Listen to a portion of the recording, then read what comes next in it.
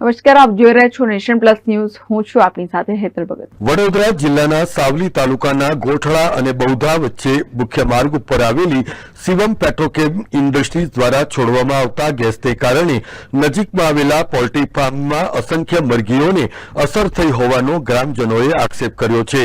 સાવલી તાલુકાના ગોઠડા ગામની સીમમાં આવેલ શિવમ પેટ્રોકેમ ઇન્ડસ્ટ્રીઝ દ્વારા વિવિધ કેમિકલ પ્રોડક્ટનું ઉત્પાદન કરવામાં આવે છે.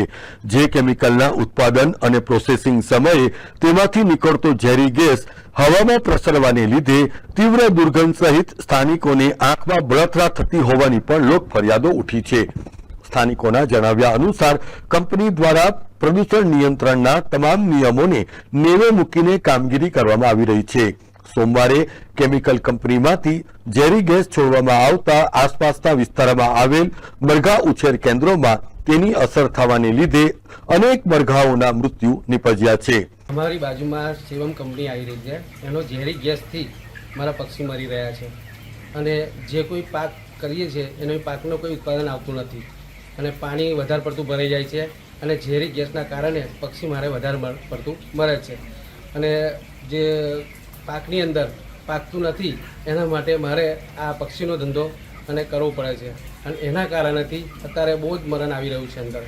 એટલા માટે મેં આ આક્ષેપ મૂકું છું. એ માટે છે. આશરે કેટલા પક્ષીઓ તમારા મર્યા હશે? રોજના 50 થી 60 પક્ષી મરી જાય છે ઝેરી ગેસના હિસાબથી અને એની કિડની ફેલ થઈ જાય છે. મેં રિપોર્ટ કરાવ્યો હતો, એની કિડની ફેલ થઈ જાય છે.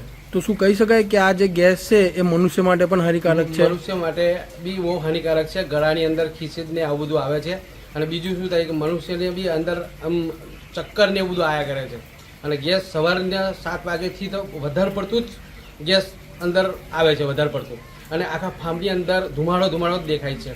એ પોઝિશન છે. કાલે ઉઠીને આ મનુષ્યને લીધે બી હાનિકારક બની શકે છે. કેમ કે ભોપાલ કાંડ જેવું જે થયું હતું એ પણ આવું બની શકે અને એ જ પોઝિશન આવી શકશે એવું લાગે છે મને. આગળથી આ જ પોઝિશન છે એના માટે આક્ષેપ મૂક્યો છે અમે. જીપીસીબીના અધિકારીઓએ સ્થળ ઉપર આવીને શિવમ પેટ્રોકેમ કંપની ઉપર થયેલા આક્ષેપોની તપાસ કરી હતી.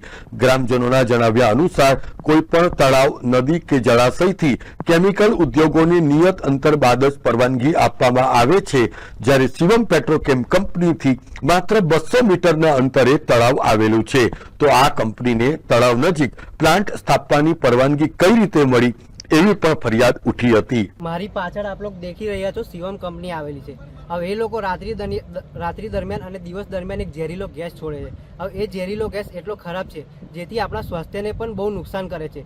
એક ઉધરસ, એક શરદી, આ બધું તો નોર્મલ છે. દર બીજે ત્રીજે માણસ બીમાર પડી શકે છે અને આપ લોકો પાછળ જે પાક દેખી શકતા છો એને ઘણું નુકસાન થાય છે અને એ બી આ લોકો જવાબદાર લેતા નથી. હવે અમારી એટલી જ અપીલ છે કે એ ઝેરીલો ગેસ આ લોકો બંધ કરે, કેમ કે દર અઠવાડિયે 1-2 વાર આ લોકો એ ટાઈપનો ગેસ છોડે છે અને એનાથી આપણા સ્વાસ્થ્યને પણ નુકસાન થાય છે, પાક બધું જ બગડે છે.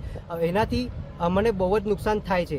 Bureau report, nation plus news, Savli. સમાચારોનો સતત અપડેટ મેળવવા માટે અમારી નેશન પ્લસ ન્યૂઝની યુટ્યુબ ચેનલને સબસ્ક્રાઇબ કરો, બેલ આઇકન દબાવો અને જોડાયેલા રહો ફેસબુક, ઇન્સ્ટાગ્રામ અને ટ્વિટર પર.